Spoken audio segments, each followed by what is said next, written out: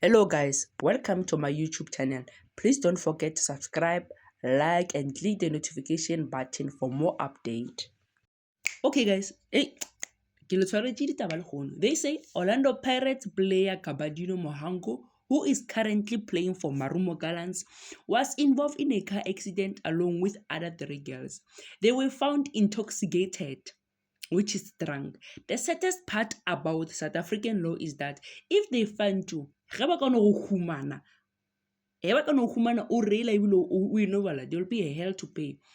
That is why they say do not drink and drive. And allegedly, they say Marumo Gallants wants to terminate his account. We don't know whether it's because of the personal issue or the accident. Anyway, speed recovery to Mohango and those three girls who were also involved in that car accident.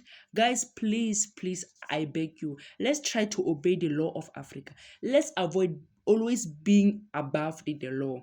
Anyway, guys, please do comment, subscribe, and share.